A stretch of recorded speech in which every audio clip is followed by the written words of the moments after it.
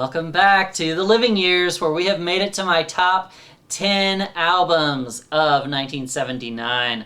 Blondie starts things off with Eat to the Beat at number 10. These are some of their best songs, even though I was not familiar with many of them before now. Dreaming, Union City Blue, and Shayla are excellent pop songs. They rock out with Victor and the title track and dabble in some retro pop, reggae, and disco along the way as well. 9 is Fear of Music from Talking Heads, probably their best album so far. They immediately hooked me in with I, Zimbra, featuring some amazing African rhythms. All the songs here are strong and fun.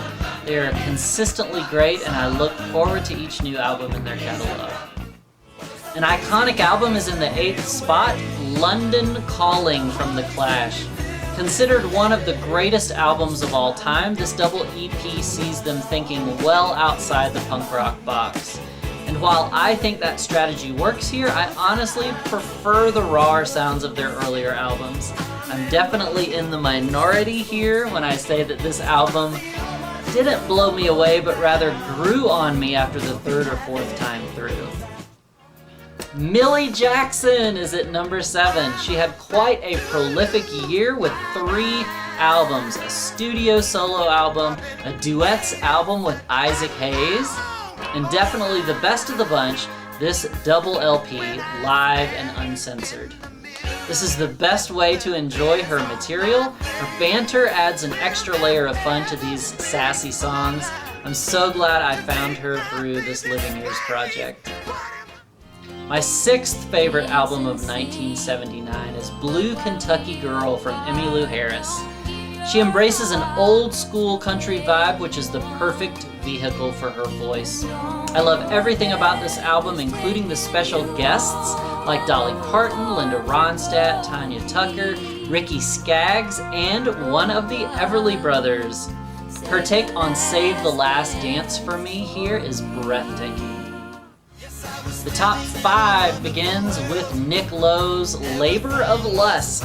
I'm so in love with this album, and I've worn it out in the last few months. He is so skilled at writing catchy pop rock hooks. I've listened to American Squirm over and over and over again.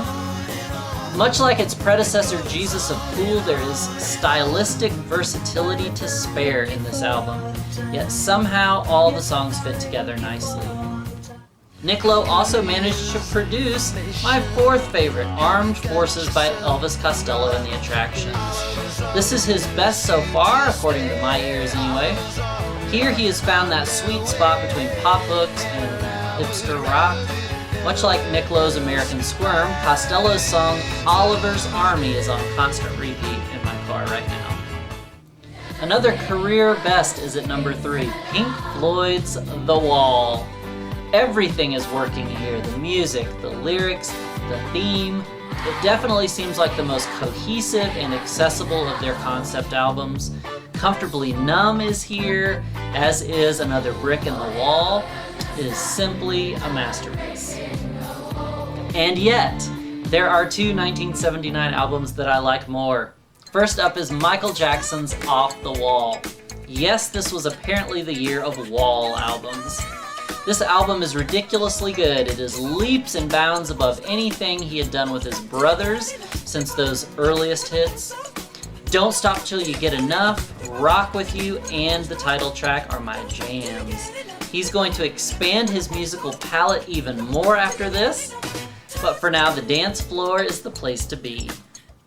And finally, in the number 1 spot, is John Denver and the Muppets' A Christmas Together. It is my favorite Christmas album of all time, and it has been since I was a kid. There are funny moments along the way, like their take on the 12 Days of Christmas, but it's the tender moments that get me the most, like Kermit and John's duet, The Christmas Wish.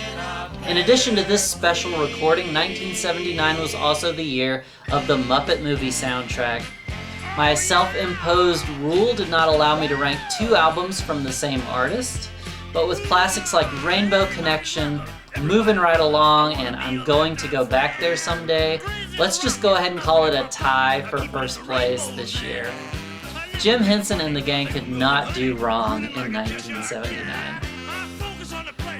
Stay tuned for a very special episode wrapping up the decade before we move on to the films and albums of 1980. Thanks for joining me on this journey. I look forward to all that lies ahead. See you next time. In the